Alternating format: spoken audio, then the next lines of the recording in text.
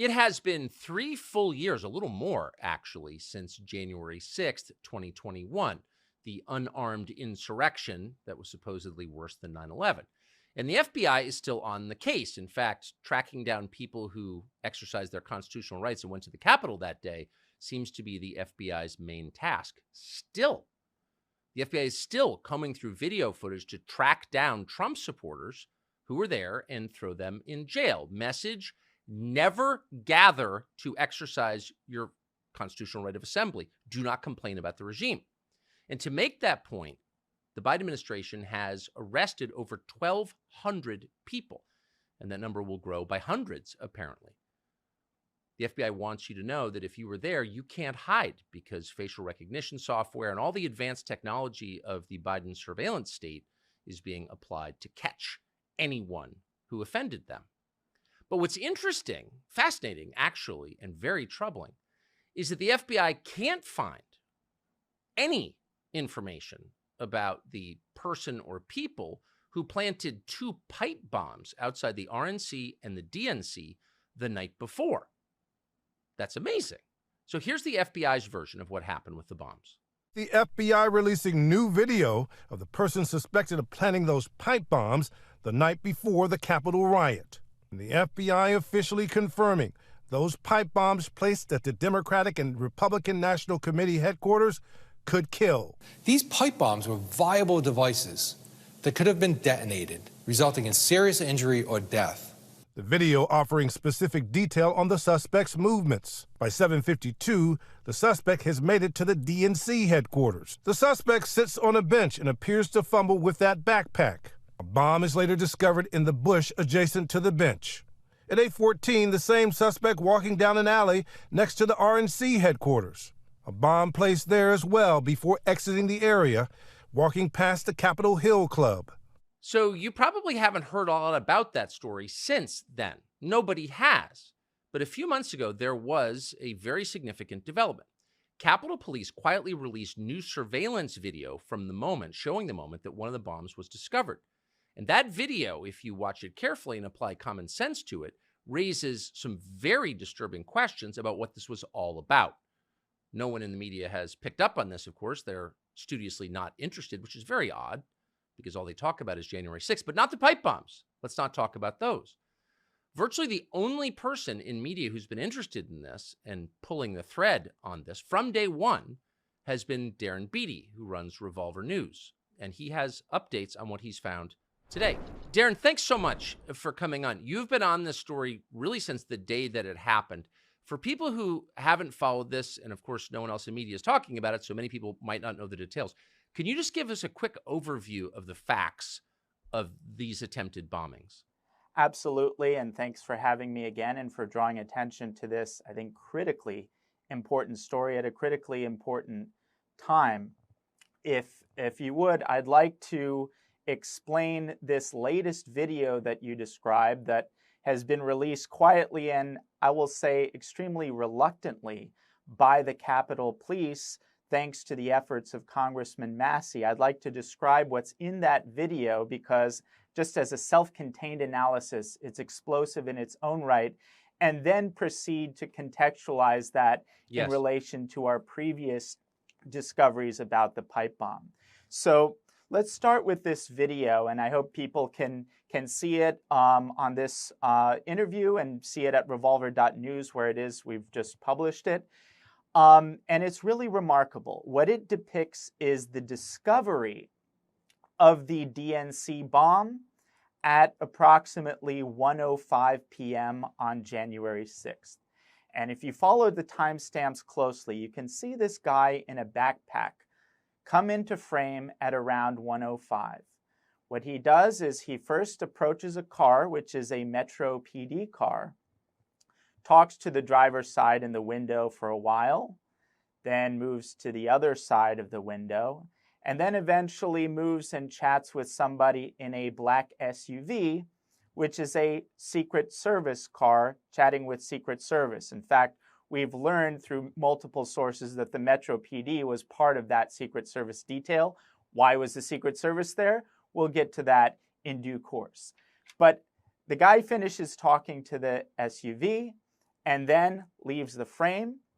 What the individual in the backpack is doing is alerting the Metro PD and the Secret Service of the fact that there is a pipe bomb just feet away that was planted by the park bench outside of the DNC.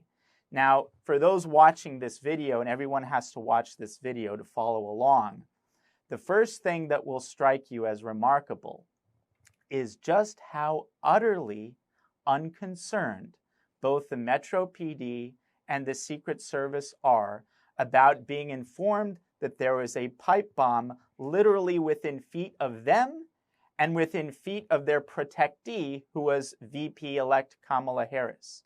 You'll notice if you watch from approximately 107 to 109 in the timestamp, utterly lackadaisical, utterly unconcerned.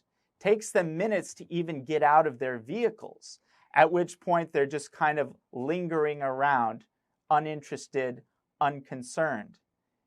And then this alone is enough to be a national scandal and blow open this investigation with severity. And that is the Secret Service, the Metro PD. You'll see this. I couldn't believe it when I saw it. They allow a group of children cross the street in the direction of the pipe bomb and allow the children to walk within feet of the park benches where the pipe bomb was planted. The Secret Service agent as well is walking right with the children within feet of this bomb.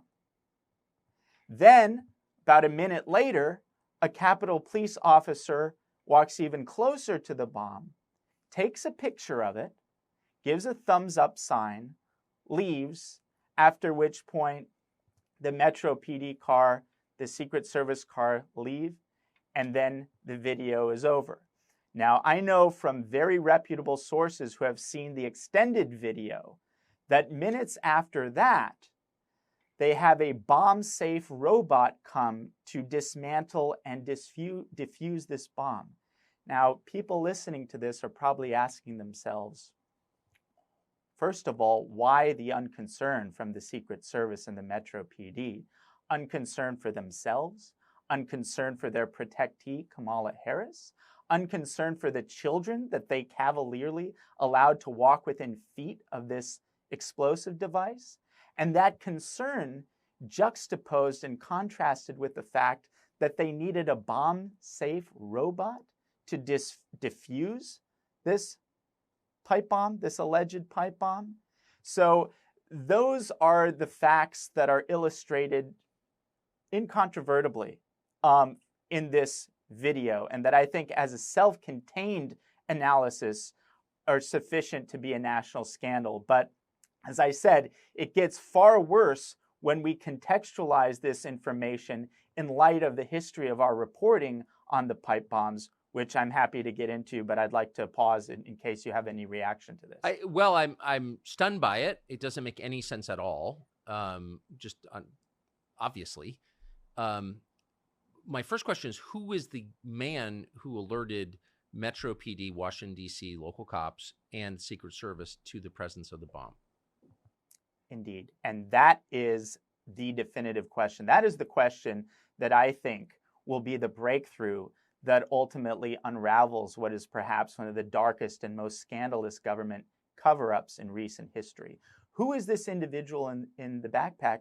And what did he say to these first of all, there's a matter of protocol. Even if they know the bomb is fake, there's still a protocol they have to follow, which is totally contravened by the way that they acted in the aftermath. But more importantly, how did they know that it was a fake bomb, such that they could exhibit such a impossible lack of concern? And then why, if they knew that it was fake, would they go through the charade and spectacle of having a bomb-safe robot dismantle it? Now, these questions, I think, intensify and get even darker and more damning when we consider the full context. Let's start with the DNC bomb. What's the history of this bomb? Well, according to the FBI and the surveillance footage that the FBI has presented to the public, which is incidentally surveillance footage from the DNC, and we can get to that in a little bit. But the surveillance footage in the FBI story indicate that the bombs weren't January 6 bombs in the sense that they weren't planted on January 6. They were allegedly planted, according to the footage, the evening before, approximately 8 p.m. on January 5th. Now, so at the time that the backpack individual went up and alerted the authorities to the bomb, that bomb had been sitting out there fairly conspicuously at the foot of the bench for over 17 hours. Now, that was one of the first anomalies that we reported, that it's kind of strange that this bomb would be sitting out there for 17 hours undiscovered for that period of time, undiscovered by motorists. If you'll notice by looking at the video, it's such a high foot traffic area that there's a scooter parked there. January 6th was a particularly high foot traffic time during the day. There is a regularly stationed DNC security guard right at those parking garages that managed to miss the bomb. And then, of course, the most spectacular and bizarre thing is that the Secret Service of the United States, which conducted a sweep before Kamala Harris went in there, they managed to miss that bomb too. So it was sitting out there for 17 hours undiscovered. That in itself is kind of hard to imagine. And while we're at it, let's address the Kamala issue. She had Secret Service protection because she was the VP-elect. She came within a hair's width of this explosive device, which is, according to the narrative, the most insurrection-y type aspect of January 6th. The government officially considers pipe bombs to be weapons of mass destruction. So that leads us to the additionally bizarre question that compounds the suspicion and mystery. Why would Kamala Harris actively cover up the fact that she was in the DNC building at the time? You would consider that someone like that, her political interests would be in milking that for all it's worth. Yes. Here is the first woman of color VP-elect who came within a hair's width of being killed by this live explosive device, and she doesn't mention it at all. Joe Biden considers January 6th to be important enough that he gave a big speech on the 3rd anniversary. January 6th and the false understanding of the insurrection and Trump's involvement is the basis of the sham legal theory that the regime is trying to use to take Trump off the ballot and to remove him from the democratic process through extracurricular means. Kamala Harris is milking January 6th, but for whatever reason, even on the 3rd anniversary, she's not interested in saying, well, by the way, I almost lost my own life. I came within feet of the pipe bomb, which nearly killed me. Why did she cover that up? We must ask that question. That does not make any sense. A quick addendum. Minutes after we recorded this interview, we got an update on the story. According to a report from The Blaze, the man we are talking about with the backpack, the guy who walked up to police outside the DNC on January 6th, 2021, and said, by the way, there's a bomb under that park bench. That man was not a passerby. He wasn't some random person. He was, in fact, a plainclothes officer with Capitol Police. Oh, so he wasn't just anybody. He was someone who worked for them. But they didn't tell us that for 3 years, even though they knew it. And even now, the FBI is not admitting this. The Blaze says they learned that this man was a police officer from congressional staffers. And as of this moment, we do not have that person's name, and authorities haven't weighed in one way or the other. But it's yet more evidence that they are lying about these pipe bombs. Why are they lying? Well, because they were involved in it, obviously.